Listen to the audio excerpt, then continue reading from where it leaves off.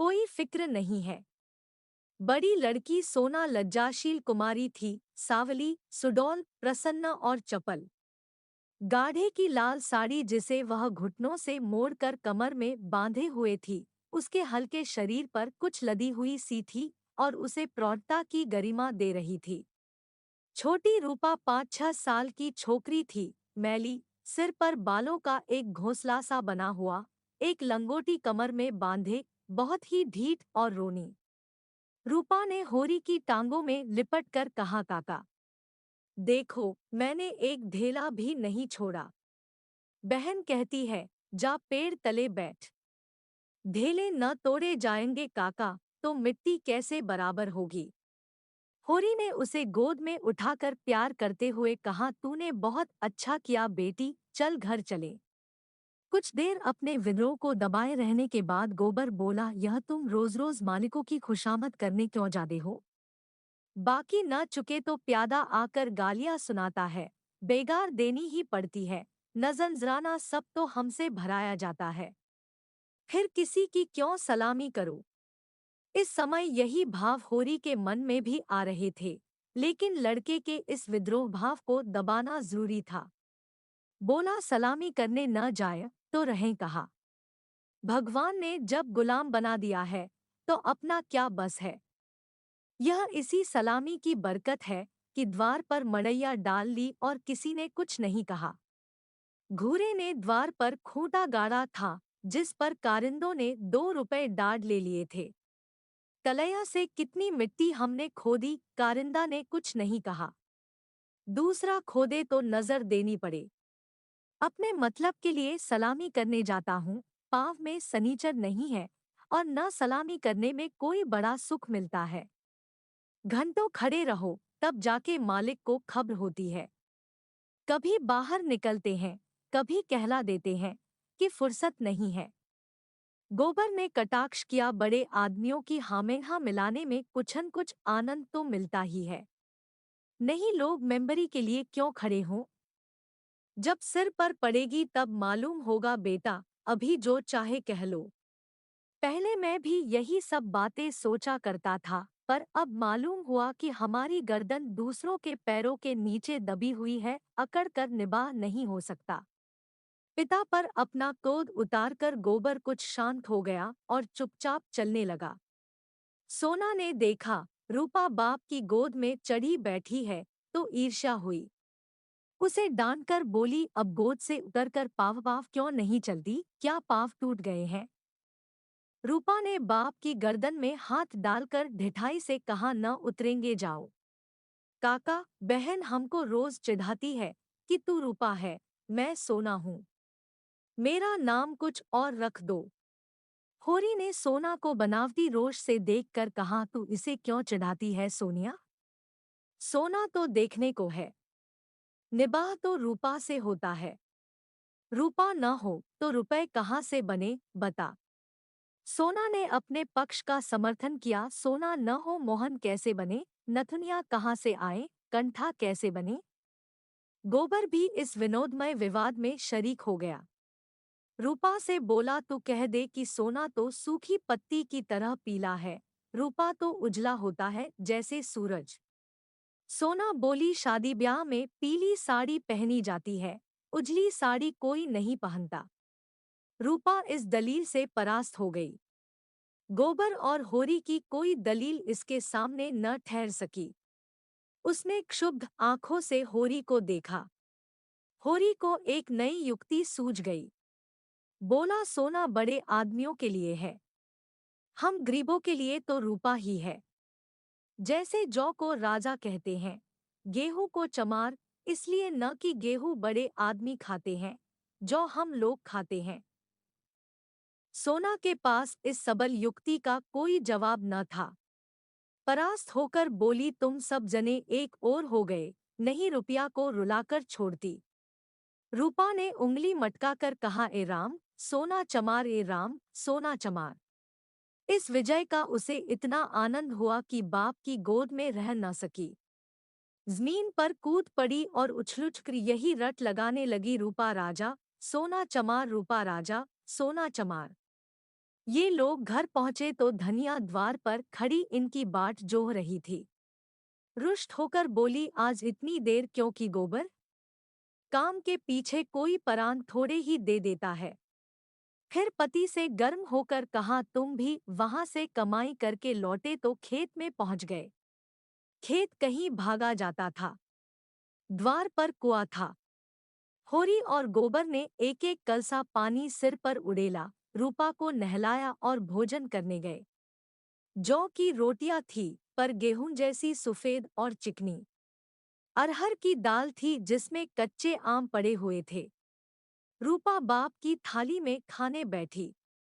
सोना ने उसे इश्यार भरी आंखों से देखा, मानो कह रही थी, वाह रे दुलार। धनिया ने पूछा, मालिक से क्या बातचीत हुई? होरी ने लोटा भर पानी चढ़ाते हुए कहा, यही तहसील वसूल की बात थी और क्या। हम लोग समझते हैं बड़े आदमी बहुत सुखी होंगे, लेकिन सच पूछो तो वह हमसे भी ज्यादा दुखी है। हमें अपने पेट ही की चिंता है, उन्हें हजारों चिंताएं घेरे रहती हैं। राय साहब ने और क्या क्या कहा था, वह कुछ होरी को याद न था। उस सारे कथन का खुलासा मात्र उसके स्मरण में चिपका हुआ रह गया था। गोबर ने व्यंग्य किया, तो फिर अपना इलाका हमें क्यों नहीं दे देते? हम अपने खेत, बैल, हल, कुदाल सब उन्हें देने को तैयार है। करेंगे बदला?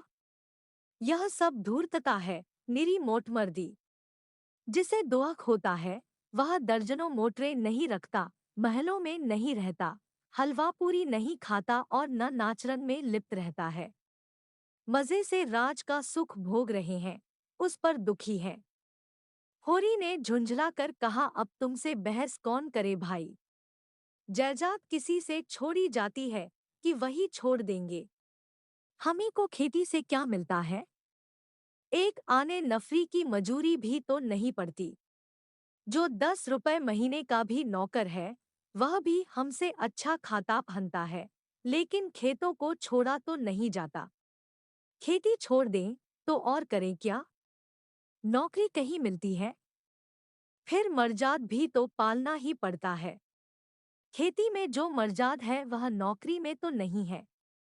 इसी तरह जमींदारों का हाल भी समझ लो।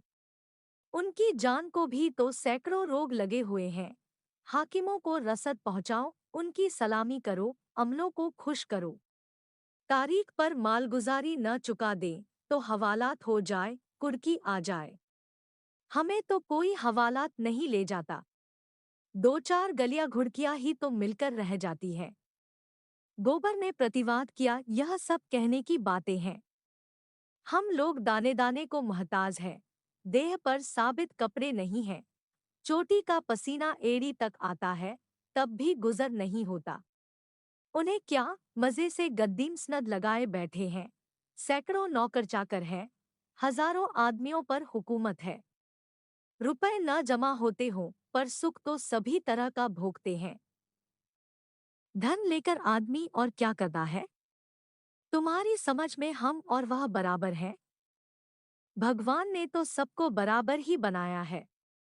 यह बात नहीं है बेटा, छोटे बड़े भजवान के घर से बनकर आते हैं। संपत्ति बड़ी तपस्या से मिलती है। उन्होंने पूर्वजन्म में जैसे कर्म किए हैं, उनका आनंद भोग रहे हैं। हमने कुछ नहीं संचा, तो भोगे क्या?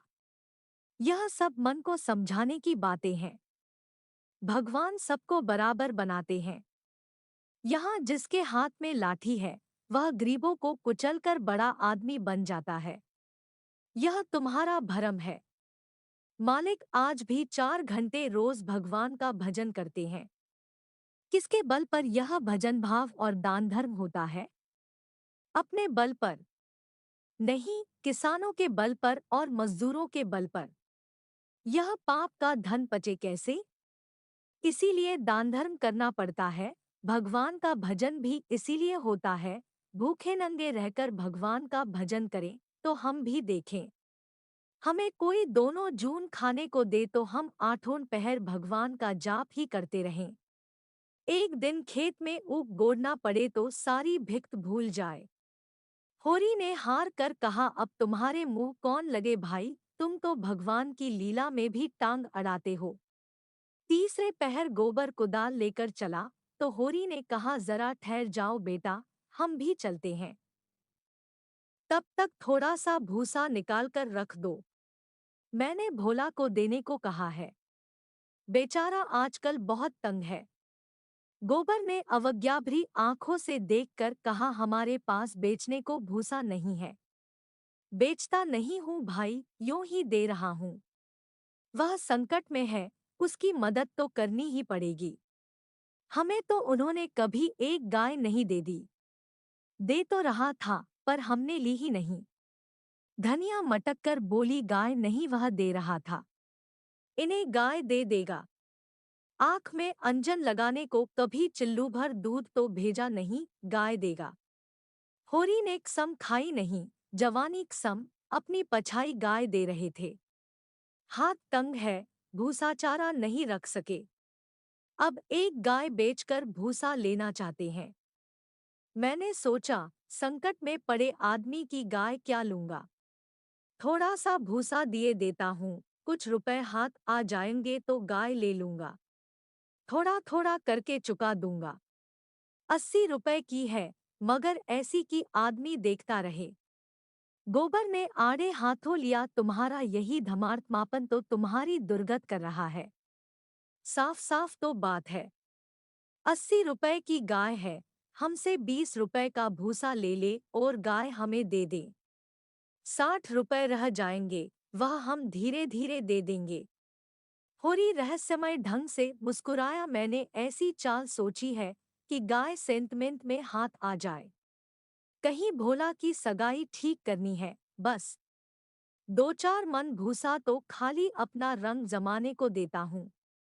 गोबर ने तिरस्कार किया, तो तुम अब सबकी सगाई ठीक करते फिरोगे? धनिया ने तीखी आंखों से देखा, अब यही एक उद्यम तो रह गया है। नहीं देना है हमें भूसा किसी को। यहाँ भोली भाली किसी का कर्ज नहीं खाया है। होरी ने अपनी सफाई दी, अगर मेरे जतन से किसी का घर बस जाए तो इसमें कौन सी बुराई है। गोबर ने चिलम उठाई और आग लेने चला गया।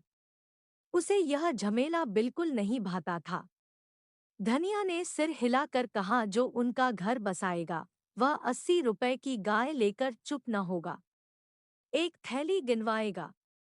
होरी ने पुचारा दिया, यह मैं जानता हूँ, लेकिन उनकी भलमनसी को भी तो देखो। मुझसे जब मिलता है तेरा बखान ही करता है, ऐसी लक्ष्मी है, ऐसी सलीकेदार है। धनिया के मुख पर स्निग्धता झलक पड़ी। मनभाए मुड़िया हिलाए वाले भाव से बोली, मैं उनके बखान की भूखी नहीं हूँ, अपना बखान धरे रहें।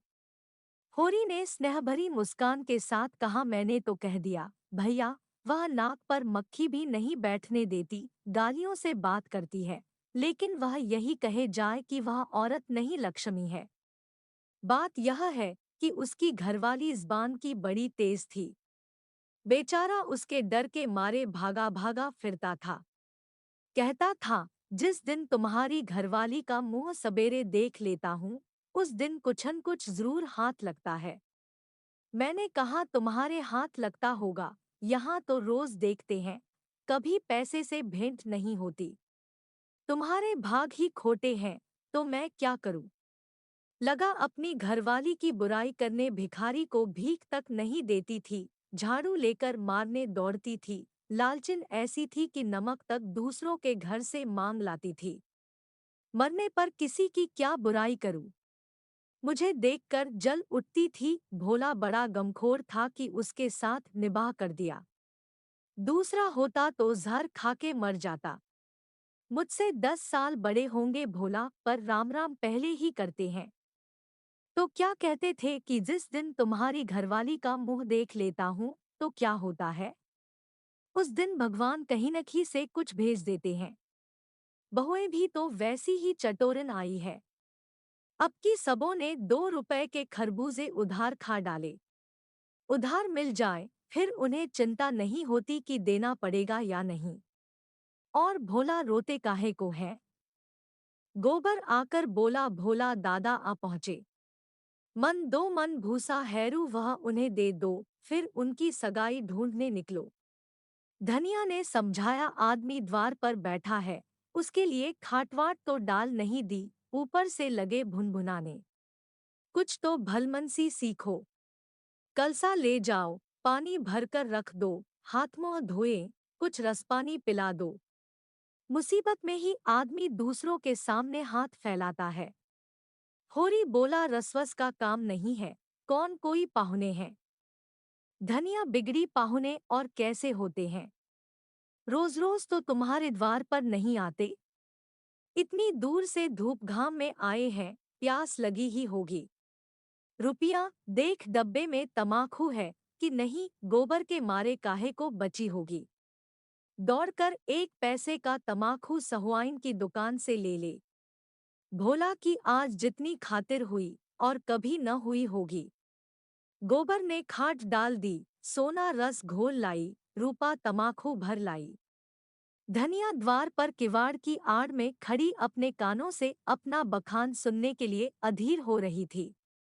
भोला ने चिलम हाथ में लेकर कहा, अच्छी घरनी घर में आ जाए तो समझ लो लक्ष्मी आ गई। वही जानती है छोटे बड़े का आदर सत्कार कैसे करना चाहिए। धनिया के हृदय में उल्लास का कंपन हो रहा था। चिंता और निराशा और अभाव से आहत आत्मा इन शब्दों में एक कोमल शीतल स्पर्श का अनुभव कर रही थी। होरी जब भोला का खांचा उठाकर भूसा लाने अंदर चला तो धनिया भी पीछे पीछे चली। होरी ने कहा, जाने कहाँ से इतना बड़ा खांचा मिल गया।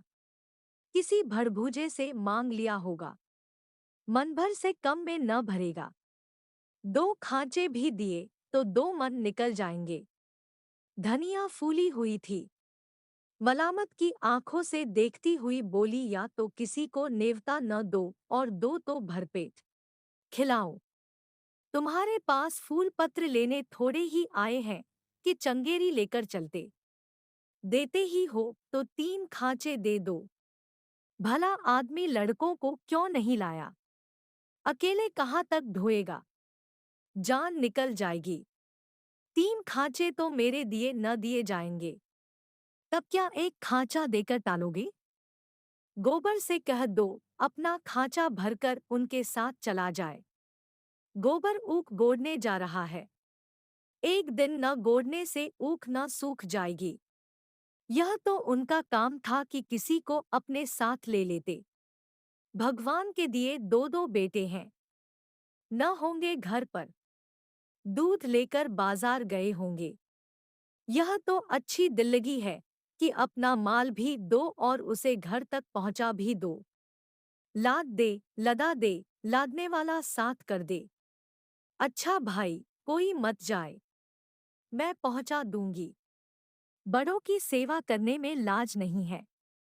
और 3 खांचे उन्हें दे दूं तो अपने बैल क्या खाएंगे।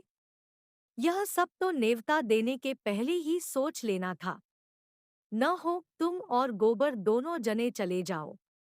मुरोवत मुरोवत की तरह की जाती है, अपना घर उठाकर नहीं दे दिया जाता। अभी जमींदार का प्यादा आ जाए तो अपने सिर पर भूसा लाद कर पहुंचाओगे तुम, तुम्हारा लड़का लड़की सब। और वहां साइत मंदोमन लकड़ी भी फाड़नी पड़े। जमींदार की बात और है। हाँ, वह डंडे के जोर से काम लेता है ना। उसके खेत नहीं जोते। खेत जोते हैं तो लगान नहीं देते। अच्छा भाई, जान न खा, हम दोनों चले जाएंगे। कहाँ से खा, मैंने इन्हें भूसा देने को कह दिया। या तो चलेगी नहीं, या चलेगी तो दौड़ने लगेगी। 3 खांचे भूसे से भर दिए गए। गोबर कुढ़ रहा था। उसे अपने बाप के व्यवहारों में जरा भी विश्वास न था। वह समझता था यह जहाँ जाते हैं वहीं कुछन कुछ घर से खो आते हैं। धनिया प्रसन्न थी। रहा होरी, वह धर्म और स्वार्थ के बीच में डूबोतरा रहा था। होरी और गोबर मिलकर 1 खांचा बाहर लाए। भोला ने तुरंत अपने अंगोछे का बीड़ा बनाकर सिर पर रखते हुए कहा, मैं इसे रखकर अभी भागा आता हूँ। 1 खांचा और लूंगा। होरी बोला, एक नहीं, अभी 2 और भरे धरे हैं और तुम्हें आना नहीं पड़ेगा। मैं और गोबर एक एक खांचा लेकर तुम्हारे साथ ही चलते हैं। भोला स्तंभित हो गया। होरी उसे अपना भाई बल्कि उससे भी निकट जान पड़ा। उसे अपने भीतर एक ऐसी तृप्ति का अनुभव हुआ जिसने मानो उसके संपूर्ण जीवन को हरा कर दिया। तीनों भूसा लेकर चले तो राह में बातें होने लगी। भोला ने पूछा, दशहरा आ रहा है, मालिकों के द्वार पर तो बड़ी धूमधाम होगी। हाँ, तंबू सामियाना गड़ गया